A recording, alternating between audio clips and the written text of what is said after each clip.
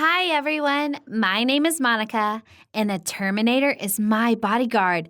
It's up to you to decide whether I'm bragging or complaining, but you should listen to my story first. My parents hired Tyson for me when I was included in the Witness Protection Program, and I was headhunted. You may wonder what I witnessed to become an enemy number one for certain people. The fact is that I don't really know what I saw. Once I got lost in a gas station. Moreover, I didn't even realize how I got there, and the only thing I tried to find was a way out. But suddenly, I heard a bang and a sound of sirens, and a helicopter began to circle over my head. I got really scared because it seemed to me that the guards of the venue noticed me, and now they were trying to catch me. At that moment, I saw a gate in front of me, and I rushed to it. There were police cars outside, and a couple of dozen people lay face down on the ground, handcuffed. Fortunately, law enforcement officers were more favorably disposed towards me. They just put me in the car and took me to the police station. They called my parents and asked them to come there. We found out that I was in the gas station while two gangs were sorting things out. After that, they began to ask me what I had seen. Not a lot. A bunch of tanks, containers, and endless labyrinths. I've been trying so hard to find a way out that even if there had been something interesting to see along my way, I simply wouldn't have noticed it. Soon they let me go, and 2 days later, my parents and I woke up because it hurt to breathe. We started coughing and our eyes were watering. We made our way to the door literally by touch, and then they started shooting at us there. It turned out that the members of one of the gangs who had been detained the day before thought I had witnessed something, and now they had to kill me right away. Death solves all problems. Well, that day they tried to get me out of the house and take me somewhere, but it turned out that the police were watching our house as well as the criminals. The police intervened in the attack on our house in time and neutralized the attackers. Awesome! I was really scared and upset since I had to fear for my life because of something I hadn't even seen. Why? What was I supposed to do? So, on the same day, the FBI officers transported me and my parents to another city, and we had bodyguards from then on.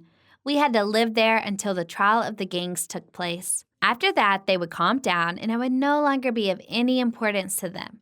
Tyson turned out to be my bodyguard. I don't know why, but sometimes he was also called the Terminator, which gave me confidence that I was safe and secure. On the whole, he wasn't like the bodyguards of my parents because he was always silent. There was never a single emotion on his face, and to tell the truth, he looked like a toy soldier. If I had believed in incredible stuff, I would have certainly thought that Tyson was some kind of robot disguised as a human being. However, Tyson was the best at what he did. He was quick, well-coordinated, he had a lightning-fast reaction.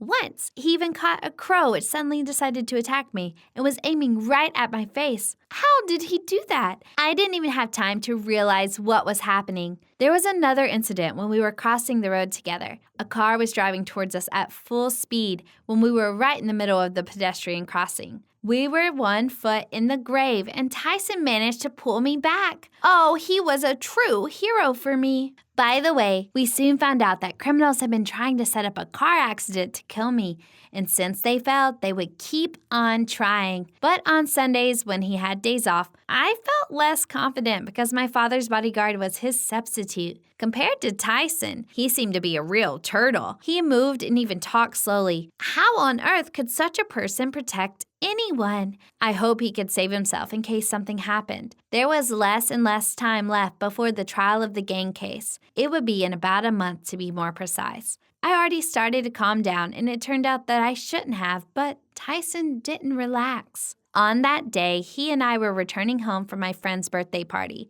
I even told him some story knowing that I still wouldn't get a response. When we were near the house, I noticed that a truck was driving towards us at full speed. Then it was just like a movie because like the last time, I froze and I couldn't even move. But Tyson reacted instantly and pushed me away, which made me fly 5 meters away to the side where the front garden was breaking through its fence. Tyson didn't have time to save himself. I took my phone out right away. I wanted to call my parents and ask them to call the police, but then something appeared in front of me. It was Tyson, who went full bat towards me and then grabbed me by the hand and took me home. He was bruised and all the skin on half his face was peeled off, and there was some kind of mechanism under it, while there was neither blood nor flesh. I was shocked again because I didn't understand what all this meant. Although it was obvious that Tyson wasn't a human being because a multi-ton truck drove right through him a few minutes ago. And if he were a real person, there would be no way he could have survived. But I still didn't understand who he was. He took me home and the police arrived. They saw Tyson's peeled skin and were shocked no less than I was. They even pointed their guns at him. Well, they shouldn't have done that. In just 2 seconds, my bodyguard knocked the guns out of their hands and covered me, pressing me against the wall. The fourth policeman fired right away, and the bullet struck Tyson's head. If you can call it a head, because we heard the bullet ricochet away from the metal. I think Tyson didn't even notice it. It took him literally a second to get to the shooter, take his gun, and turn it into a donut with a subtle movement of his hand. I don't know how it would have ended if the FBI agents hadn't arrived right then, and they simply turned off Tyson with some kind of remote control. He fell down, making a shutdown sound, and stopped showing signs of life. After that, we went to the police station all together. The FBI agent said that Tyson had been programmed specifically to protect me, and he had been doing an excellent job until the truck appeared and the secret of the Terminator bodyguard was revealed. After that, they reminded me that I would need protection for another month, and that my parents and I would be able to get back to our normal life unless the trial was rescheduled. In the meantime, all the witnesses had to sign a gag order, which meant that we mustn't disclose information we had heard within the walls of that office. Then they let us go. I was taken home along with a new temporary bodyguard. They told me that Tyson would be back in a couple days after they fixed him, and they forbade me to go outdoors until he was back. When Tyson returned, I was extremely happy, but he wasn't the same anymore because he was taught to speak. It didn't sound like an ordinary person speaking. He talked like a robot from a movie. He said he wouldn't let anybody hurt me, and he was there to protect me. I was pleased to hear that, although I realized that he was programmed to say those words, and they had nothing to do with feelings, which he didn't have. Soon, Tyson and I survived another assassination attempt, and he heroically defended me as usual. A couple of days after the trial, I was informed that everything was over and I no longer needed protection. I felt extremely sad about the fact that I would have to part with Tyson, but I understood that it was inevitable. Do you believe that there are real Terminators among us? Give your answers in the comments.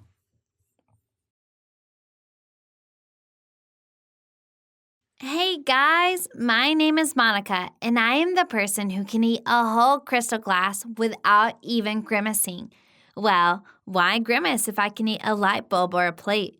Also, in short, you probably already realized that my story is about eating glass and how I came to this. You know, when others find out about my gastronomic peculiarities, for some reason they begin to make spiteful remarks and ask about how many teeth I was born with, whether I ate any of my relatives, and whether my ancestors were piranhas. I don't even know if I should answer such questions. I think not. And to be honest, it's not funny at all. The only thing that I've always been a simple kid, and this is true. I had no abilities, no talents, no gifts. I even got an ordinary appearance, and my face is no different from thousands of people looking exactly like me in a crowd. And you know, any ordinary-looking, unnoticeable person sometimes has internal impulses when they want to become unique, not like everyone else. Well, to at least slightly stand out against the background of gray mass and maybe even prove to everyone that they really are special. And something tells me that most teenagers, including me, are prone to making such feats. And thanks to such impulses, I've colored my hair 3 times: pink, blue, and green. I also made a mohawk, turned into an emo, a goth, and even a hippie. I was fond of Parker until the first time I got a fracture. I tried to learn juggling with knives, but this was not my cup of tea either. This became especially clear after one of the knives almost stuck in my head. Absolutely all of my attempts to stand out, at least somehow, ended in failure. Probably this was because the one who was born to crawl will never be able to fly, and I just needed to come to terms with the fact that I was just an ordinary person. In fact, that's what I did. I accepted simplicity. I'm used to dealing with it. But one day, I still decided to prove to myself and others that I was not like everyone else, that I was kind of special.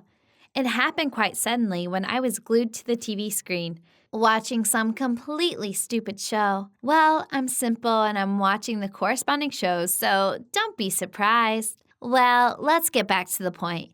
In that show, there was a guy who was eating glass. He was just eating dishes in his house and even broke his window while recording it. Wow, that guy was really cool. I'm not equal to him with my mohawks and knives.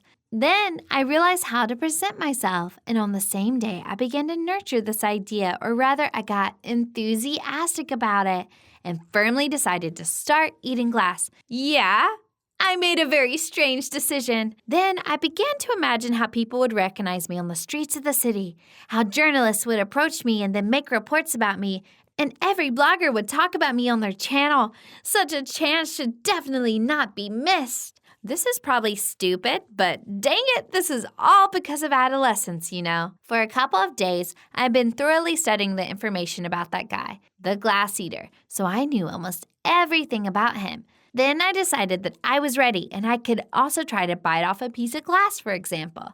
Well, there wasn't any sense to put it off. Honestly, it was scary. I was not worried that much even when I lost my mother's precious limited collection earrings. In fact, I could have just avoided doing it. I mean, I could have changed my mind at any moment and that would have been it. Well, I could have done this. I chose the first glass to be the thinnest glass possible.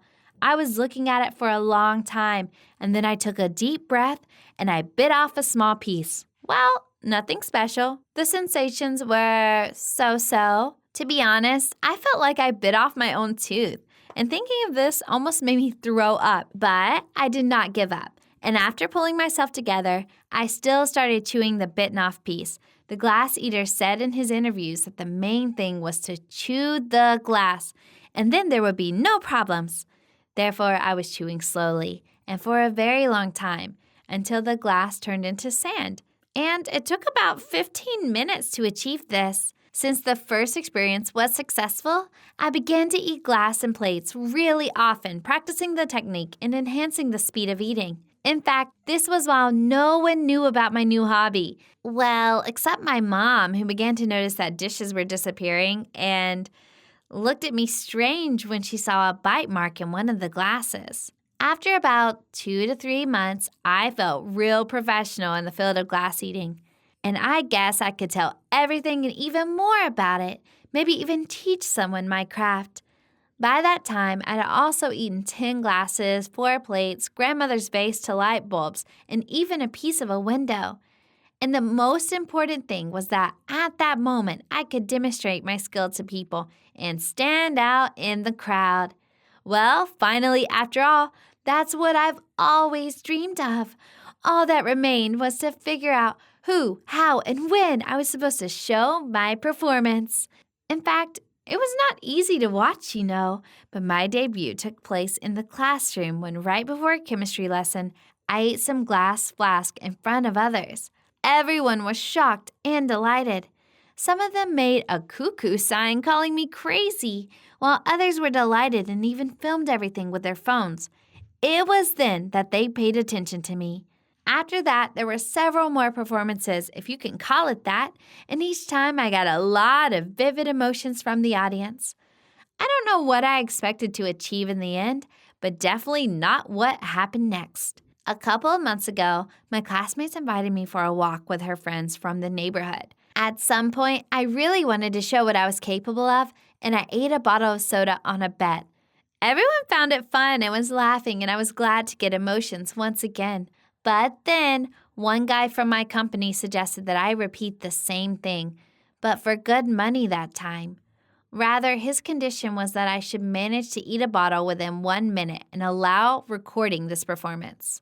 You already realized that I agreed, right? But after I started eating, it dawned on me that 1 minute was about 5 times less than the required time, which means that I needed to hurry up. But I didn't take into account the fact that in my business, it's really dangerous to be in a hurry. Less than 10 seconds later, I felt a loud crunch, but not of glass, and then I felt a sudden, dull pain. It was my tooth, which could not stay on the torment. I think I'd never experienced such hell. Oh, if this only stopped me, if only enduring the pain and fear, I still decided to swallow the glass. Well, it's a little larger than usual. Not a big deal. It's okay. I thought, what a stupid girl I was. There were around 15 or 20 seconds left on the timer. My mouth was bleeding, and because of the pain, there was something like a neurogenesis shock, but it was too late to retreat. Well, that's what I thought. So, having pulled myself together, I swallowed some of the large pieces. Have you ever tried swallowing glass or knife blades? If not, then you better not try it. And if yes, then I'm really sorry for you because it was real hell and I can't wish it even on my worst enemy. It seemed to me that I was torn from the inside into hundreds of pieces within which there were a multitude of my copies. If not, then you better not try it. And if yes, then I'm really sorry for you because it was real hell and I can't wish it even on my worst enemy. It seemed to me that I was torn from the inside into hundreds of pieces within which there were multitudes of my copies. Using a pain scale, I can write my sensations at 11 out of 10. This is probably why I fainted while choking on blood. For almost a month, I've been on the verge of death. And the doctors managed to save me only by a miracle that they had to make a lot of effort and apply over 200 stitches inside my body. That is, they literally sewed me up again and collected my internal organs piece by piece. Now I will have to eat baby food for life, and soon I will need to have 5 dental implants installed since my teeth have become unusual because of eating glass. Of course, now no one remembers my former abilities as well as me. And now I have absolutely no chance of becoming unique. Do you know how to do what most people cannot do? Tell us about your abilities in the comments.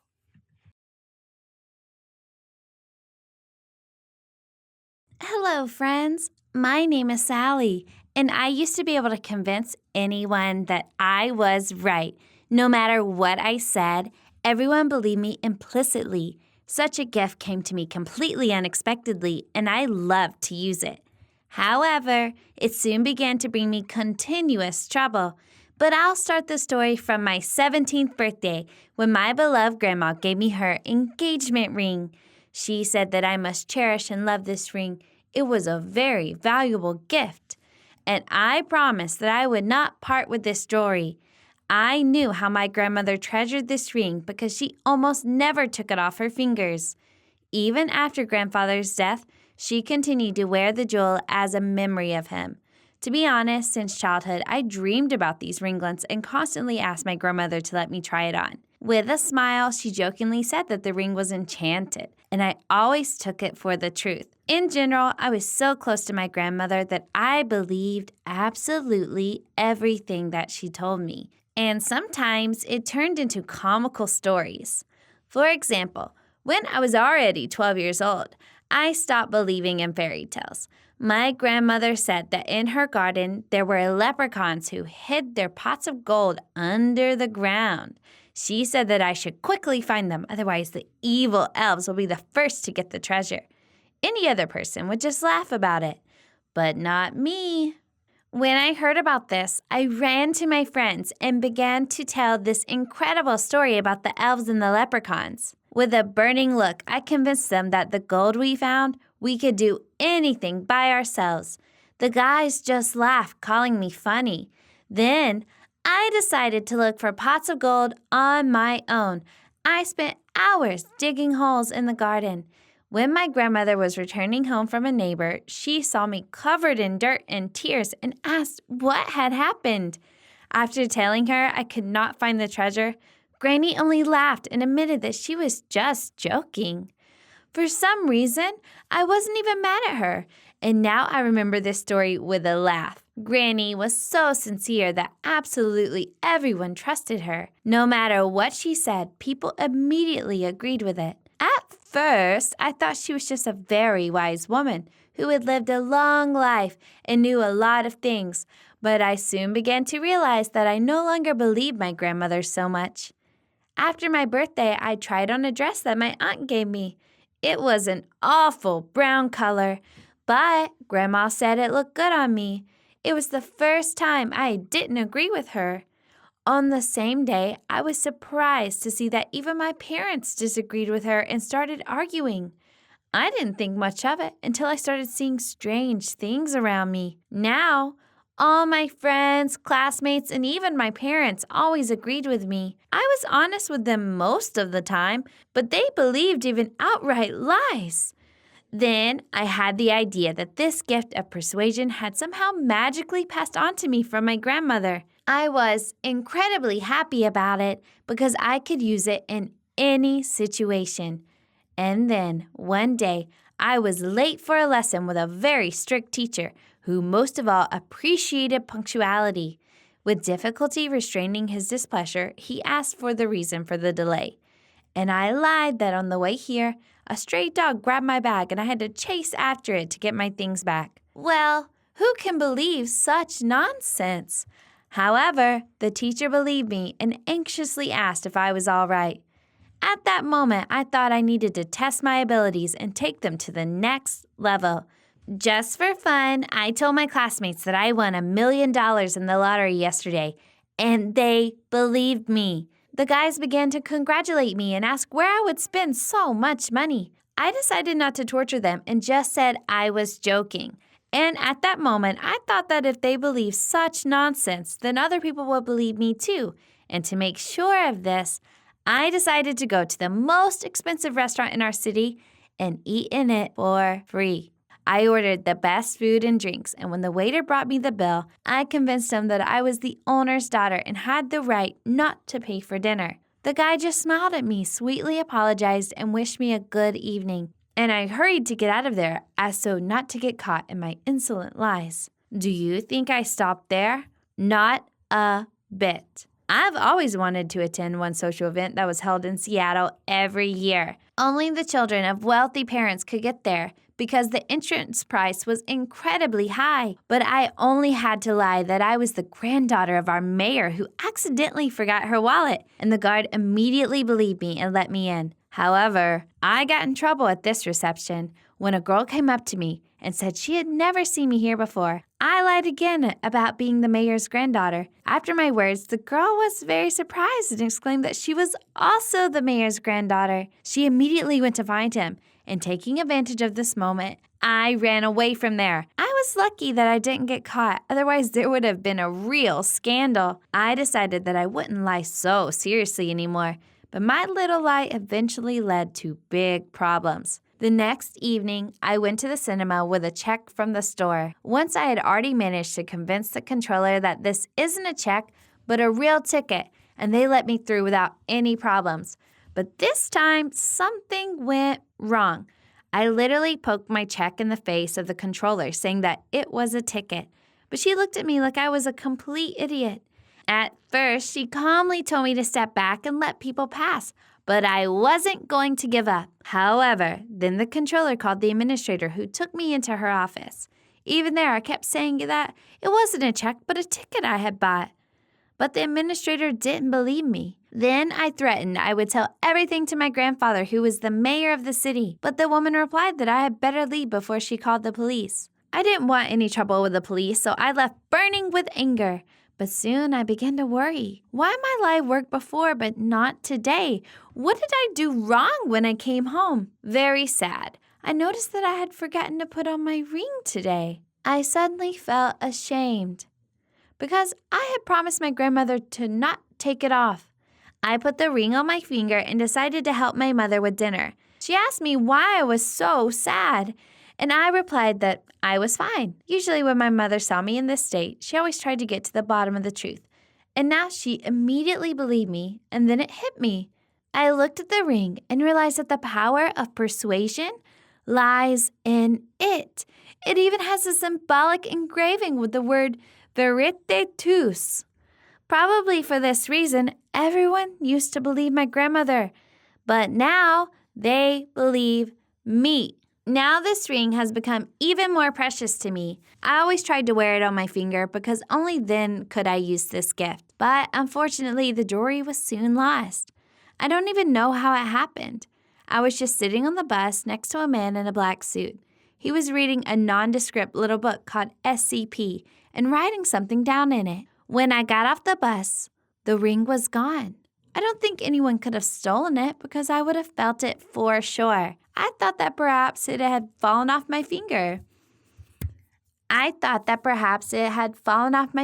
Even before I got on the bus and examined every meter of the stop.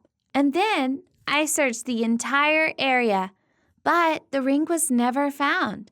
I was very upset because of the loss of the jewelry, and I was also ashamed in front of my grandmother because I could not save her ring. To my surprise, she didn't get mad at me, but simply asked me to be more attentive in the future. Perhaps this is even for the best because when a person has some unusual power, he loses control of himself and begins to use it randomly. I'm lucky I didn't get into big trouble with this ring. What would you do if you had such a ring? Write your answers in the comments. Click on the thumbs up button under the video and share it with your friends. Hi, my name is North, and I am always telling the truth. It may seem to some people that such honesty is a perfect quality, but it is very difficult for a person who tells only the truth to find their place in society, and now I will explain why. A few years ago, I was not as honest as I am now, and like all teenagers, I love lying for my own benefit. My little lies didn't harm anyone, but one day, fate played a very bad joke on me, and my deception resulted in a disaster. Once in winter, my parents asked me to light a fireplace in the living room and watch it until they returned home from work. That day, I was at home with my friends, and after we lit the fireplace, we got bored just sitting and waiting for my parents. My friend persuaded me to go for a walk for some time, and I agreed. When my parents called and asked me where I was, I lied with confidence that I was at home. I was sure that nothing could happen with my fireplace because there was that protection against sparks. But my overconfidence brought dire consequences. Coming back from our walk, I noticed fire trucks rushing towards my house. Everything inside me turned upside down when a black column of smoke rose above the crowns of the maple trees right where my house was located. When I ran up to it, I saw just the burning walls and the protruding chimney of the ill-fated fireplace. Neighbors, firefighters, police, and my parents were crowding nearby. When they saw me, they started crying with happiness and rushed to hug me because they thought I had not been able to get out. As for me, I was totally shocked and could not even say a word. Realizing that it was my fault, I was so dumbstruck that my whole body was covered with unpleasant goosebumps. Later, I told my parents everything, and then for the first time I saw terrible disappointment in their eyes, which I will remember for my whole life. It's easy to guess that I was severely punished for negligence, but I gave myself the most severe verdict on my own. Because of the shock and the argument with my parents, something changed inside me, and lying has become forbidden for me. I swore to myself and my parents that I would never lie again, and I kept my word. Even when I wanted to lie for a good reason, I could no longer do it on a subconscious level. You cannot even imagine how much my life has changed since I made that promise to myself. I became a different person, and absolutely everyone around me noticed it. My parents were happy with this change and even became a bit softer with me. But my friends did not appreciate my absolute honesty. Telling only the truth, I hurt almost all my friends and classmates by revealing their secrets. So only my best friend Ashley was speaking to me. At first, my strange behavior didn't bother her, but soon everything changed. At the end of the last academic year, as always, the final and most important test in different subjects awaited us. The most difficult one of these subjects was algebra, and no one from our class had ever managed to pass it with a high score. But once, someone was able to find the answers to the test questions in advance, and all the classmates were extremely happy about it.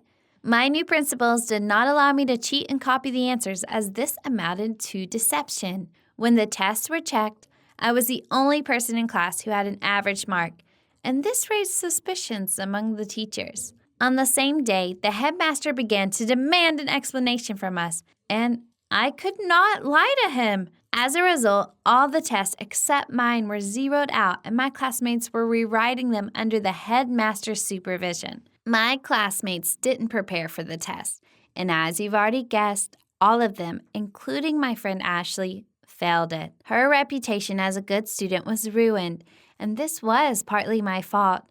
After my classmates declared war on me and Ashley was on their side, I was afraid to go to school as they were trying to ruin my life in every possible way. I could not even have a normal lunch in the classroom because no one left me alone. I had to go outside to dine and spend some time in peace and safety. My parents noticed that my mood changed and began to ask me what happened. I took the whole truth, and they were really outraged by the horrible behavior of my classmates. They thought that I was right and went to school to sort out the matter, which led to a huge scandal. My classmates were punished, which ruined their reputation even more, and then the atmosphere in the class became simply unbearable. And during all the school days remaining before the holidays, my classmates were humiliating me and bullying me.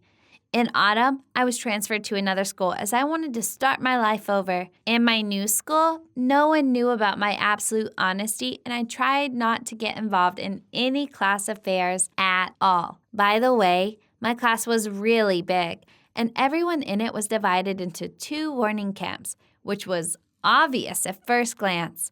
Despite my fears, I quickly found classmates who were willing to talk to me. But anyway, my honesty was still felt, and soon they guessed my peculiarity. My new friend Amy said that I was a godsend for their class.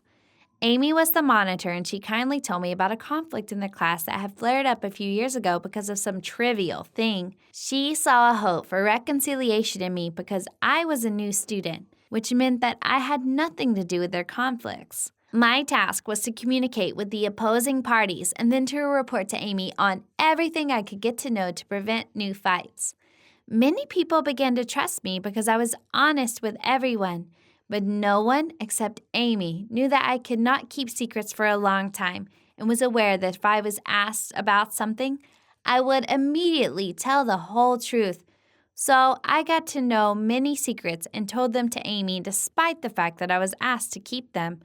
But at that moment, I was sure that all my efforts would finally help to achieve peace in the class. However, I was mistaken as I became not a companion for Amy, but a weapon in the war against everyone else. Once I found out for her one thing that finally got the conflict out of control, I learned that the parents of one of my classmates gave bribes to a physics teacher in exchange for good grades. Amy was happy to hear this because that classmate had been driving her crazy for a long time. She immediately rushed to the headmaster to tell him about it. Due to this piece of news, there arose a huge scandal which had dire consequences. The girl had to go to another school, and the teacher was immediately fired with bad recommendations. I could not believe that Amy took advantage of me in such a manner, but that still was not the worst part.